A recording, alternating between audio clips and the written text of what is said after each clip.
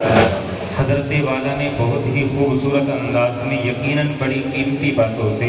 ہم تمام سامعین کو نوازا ہے۔ یقیناً اس کے لیے ہم حضرت والا کا تہہ دل سے شکریہ ادا کرتے ہیں۔ جو جانے والے حضرات ہیں ان کو سن لینا چاہیے کہ اب بالکل آخری وقت ہیں اور اب بالکل دعا ہونے جا رہی ہیں، اس لیے آپ حضرات جانے کا ماحول نہ بنائیں۔ اگر آپ کسی ضرورت کی وجہ سے یہاں سے اٹھ کر کے جا رہے ہیں، چند منٹوں میں آپ حضرات یہاں پر دوبارہ تشریف لے آئیں، کیونکہ اب چند ہی منٹ کا آپ کا یہ پروگرام باقی رہ گیا ہے۔ انشاءاللہ بہت ہی جلد آپ کا یہ پروگرام بالکل آخری مرحلے میں پہنچ جائے گا۔ آئیے پھر تھوڑا سا آپ زندہ دلی کا اگر ثبوت دیں گے تو یقیناً یہ محسوس ہوگا کہ ابھی آپ حضرات کے اندر عنودگی نہیں آئی ہے، ورنہ یہ محسوس ہو چلا ہے کہ آپ کے اندر عنودگی چھانی شروع ہو گئی ہے۔ آپ جانے کا ماحول بالکل نہ بنائیں، تھوڑا سا نعرہ لگا کر کے آپ کو بتانا پڑے گا، تھوڑا سا حوصلہ آپ کو اپنا بڑھانا ہے،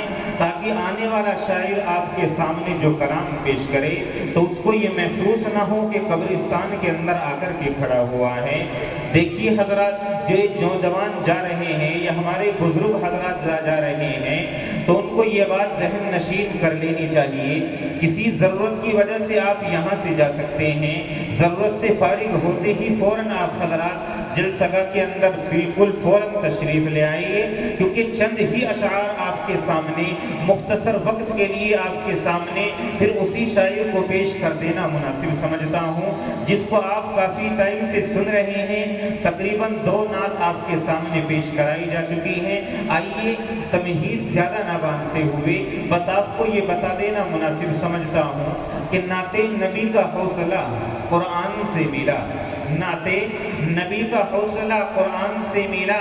یہ شوق ہمیں حضرت حسان سے ملا، یاسین سے تشفی قلب و جگر ملی، اظہار شکر سورہ رحمان سے ملا۔ ٹھیک آپ کو اسی طریقے سے تھوڑا سا جو نوجوان پیچھے بیٹھے ہوئے ہیں شاید ان کو نیند آنے لگی ہے، تھوڑا سا آپ اس نیند کو دور کر لیجئے، تھوڑا سا نعرہ لگا کر کے بتائیں نعرہ تکبیر۔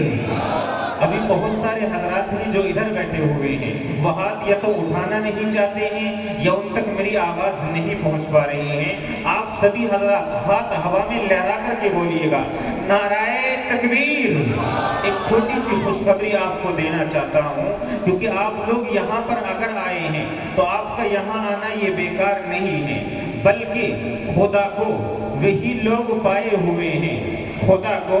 وہی لوگ پائے ہوئے ہیں، محمد سے جو دل لگائے ہوئے ہیں، اور ہمیشہ خدا ان کو آباد رکھے جو آقا کی محفل میں آئے ہوئے ہیں۔ آئیے حضرات آپ کے چہیتے آپ کے محبوب شاعر جناب عالم رشیدی سے گزارش کروں گا چند منٹ کے لیے مائک پر تشریف لائیں اور ایک مرتبہ پھر نعت نبی کی فضا قائم کر کے اپنی جگہ پر تشریف لے آئیں۔ اگر وہ یہاں پر تشریف فرما ہو تو